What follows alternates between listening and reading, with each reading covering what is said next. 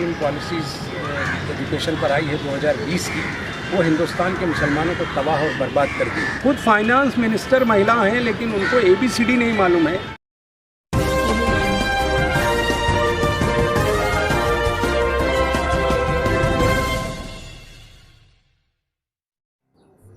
नमस्कार, आदाब। मैं फरहा जबीन लंतरानी न्यूज़ में आपका स्वागत करती हूँ। आज हमारे खुसूसी रूबरू सेशन में जिस शख्सियत से आपकी मुलाकात कराने जा रहे हैं, उन्हें शुरू से ही अवामी और समाजी खिदमत करने का जज्बा और जुनून रहा है, जिसके लिए उन्होंने कभी पीछे मुड़कर नहीं देखा। वो शहर की कई ऑर्गेनाइजेशन से वाबस्ता हैं, माइनॉरिटी डिपार्टमेंट से भी वाबस्ता रहे। फिलहाल वो मुंबई रीजनल कांग्रेस कमेटी के प्रवक्ता भी हैं। हालात हाज़िरा पर उनकी गहरी नज़र रहती है। तो चलिए रूबरू सेशन में देखते हैं लंतरानी मीडिया से मुलाकात के दौरान उन्होंने क्या बातें की। आदाब नाजरीन, मैं फरहा जबीन लंतरानी मीडिया में आपका इस्तकबाल करती हूँ। मैं आज जिस शख्सियत से आपकी मुलाकात करवाने वाली हूँ, उन्हें दौरे शबाब से और शुरुआत से ही सियासी और समाजी खिदमत करने का जुनून था, जिस वजह से वो कई ऑर्गेनाइजेशन से जुड़े हुए हैं, जिनका नाम निज़ामुद्दीन रायन है। उनसे बात करते हैं। अस्सलाम वालेकुम, मैं आपका इस्तकबाल करती हूँ। शुक्रिया, जज़ाकल्लाह।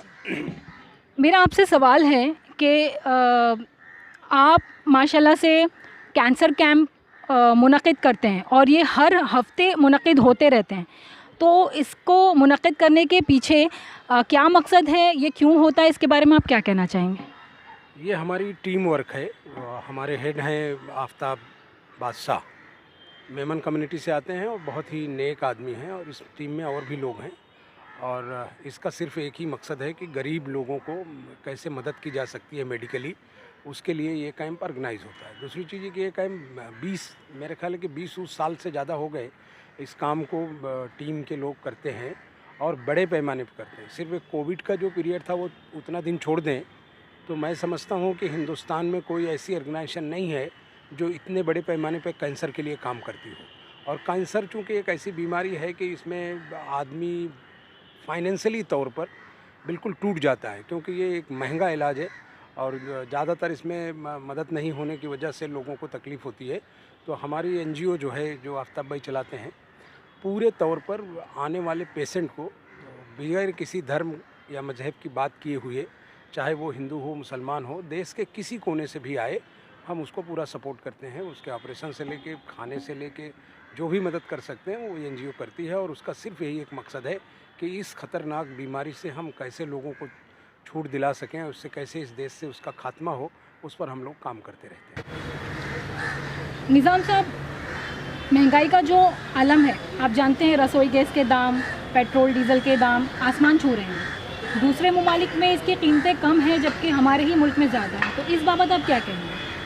पिछले जो 1-1.5 साल का जो टाइम गया है, इसमें महंगाई 200-250% से भी आगे निकल गई। और ये हिंदुस्तान की जो इकोनॉमिकल पॉलिसी है, उसका गलत निर्णय होने और गलत तरीके से देश में चलाने की वजह से महंगाई बढ़ी है। आज पूरे वर्ल्ड में जो तेल की कीमत है, कच्चे तेल की कीमत है, क्योंकि हमारा मुल्क डिसाइड करता था कि ओपेक जो ऑयल ऑर्गेनाइजेशंस है या जो जिन कंट्रीज से हम ऑयल परचेज़ करते हैं, उन सब के यहाँ से कच्चे तेल का जो रेट आता था उस पर लगाकर हमारे यहाँ रेट तय होता था। लेकिन पिछले काफ़ी सालों से, यानी पिछले 5-6 सालों में कच्चे तेल की कीमत जो है इंटरनेशनल मार्केट में गिरी है।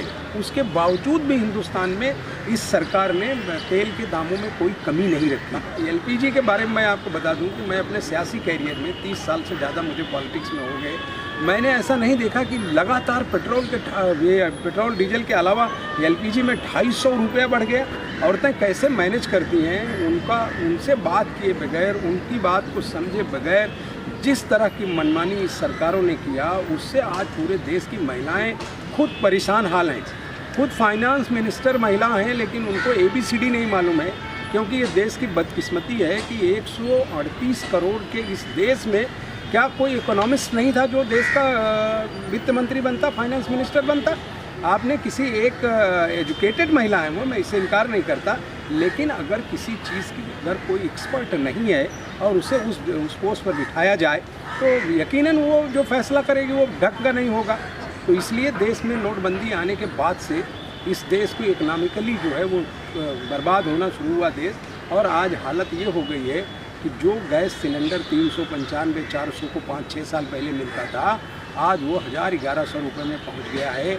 और एलपीजी की हालत से गरीब औरतों से जब आप बात करेंगी तो आपको एहसास होगा कि बहुत सारी जगहों पर उन्होंने इसका विरोध किया है। एजुकेशन पॉलिसी 2020 जो भारत सरकार ने लाया है, शायद हमारे मुस्लिम लीडर ने उसे ध्यान से पढ़ा नहीं, और उस पर अभी तक मैंने नहीं देखा कि हिंदुस्तान के किसी बड़े मुस्लिम लीडर ने कहीं बहस की हो।